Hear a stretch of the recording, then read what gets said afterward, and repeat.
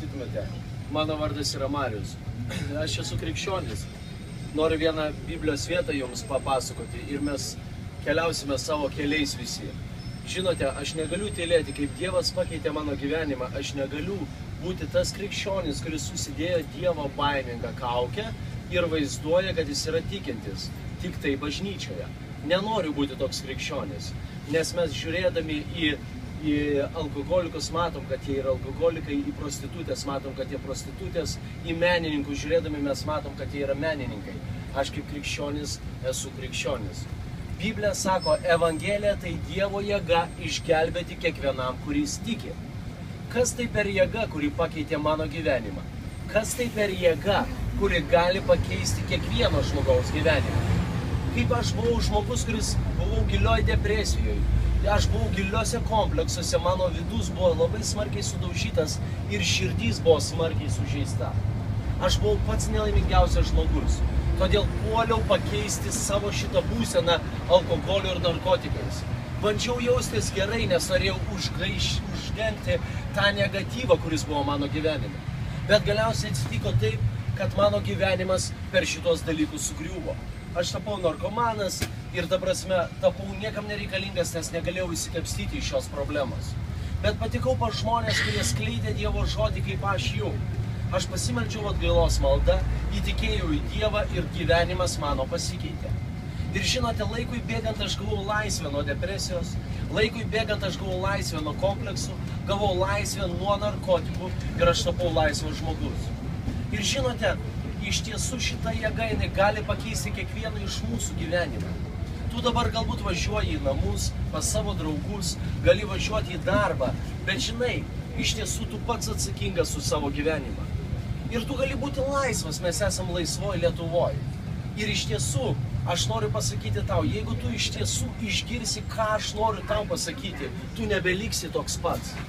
Aš paskui pradėjau draugauti su savo žmona. Dar jinai nebuvo mano žmona. Jinai sirgo gilia depresija ir gėrė labai stiprius vaistus, tokie kaip salės. Tai yra labai stiprus vaistai, kurie naikina nervų ląsteles. Ir tie žmonės dažniausiai gerdami šitos vaistus, jie susirga šizofrenija.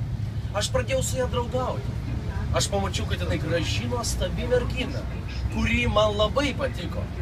Bet buvo viena problema, kad jinai buvo tokioj smarkioj depresijai ir labai smarkiai pergyveno. Sakau, Olga, nepergyven, nes Jėzus Kristus, kuris pakeitė mano gyvenimą, jis gali pakeisti ir tavo.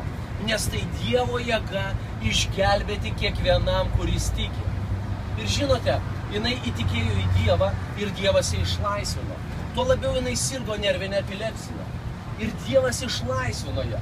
Kaip jinai nuėjo pas daktarą, daktaras negalėjo patikėti. Sako, kas atsitiko, Olga, kad tu gavai laisvę, kas atsitiko, kad tavo tyrimai idealūs. Jinai sako, tai Jėzus Kristus, kuris pakeitė mano gyvenimą. Paskui mes apsivedėm. Ir žinote, jinai nuėjo pas daktarą ir sužinojo, kad negali turėti vaikų. Jinai puolė verkti, sakau, Olga, tikėk į gyvąjį Dievą, kuris yra Jėzus Kristus, ne į tą Dievą, kuris prikaltas ant kryžiaus, jo jau seniai ten nėra. Jis prisikėlė ir jis yra gyvas. Mes nuvažiavome į krikščionišką konferenciją, už mūsų meldėsi, mes tikėjome ir jinai tapo nėščia. Aš susilaukiau dukros, kuriai dabar yra 2,5 mėnesio. Ir žinote, tai yra Dievo jėga išgelbėti kiekvienam, kuris tiki. Kodėl aš jums tai kalbu? Nes aš nenoriu būti egoistas Dievo akise. Nes žmonių akise aš galiu būti, bet aš negaliu vaikščioti prieš Dievą užsidėjęs kaukę, kad viskas yra tvarkoj. Mano gyvenimas radikaliai pasikeitė. Aš esu laimingas, aš esu laisvas, aš turiu nuostabią žmoną, turiu nuostabią šeimą, aš turiu tikslus. Buvau niekas, o dabar esu kažkas.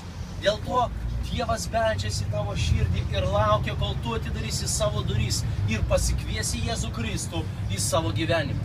Tu gali paklausti, tai Mariau, ką man dabar daryti? Atgailauti ir tikėti Evangeliją.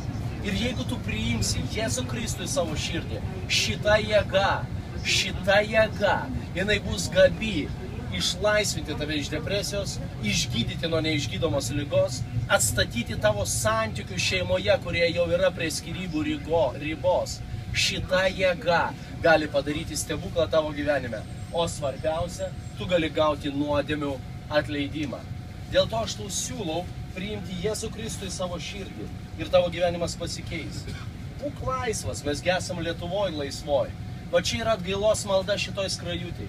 Kas norėtų paimti šią skrajutę? Te laimina jūs Dievas. Kas dar norėtų paimti šią skrajutę? Puiku. Ar yra žmonės dar, kas norit paimti? Aš turiu daug skrajučių. Ir tu, jeigu paimsi šitą maldą, atėjęs namo perskaitysi ją, tikėsi, kad Jėzus Kristus gabus pakeisti tavo gyvenimą, tu nebeliksi toks pats.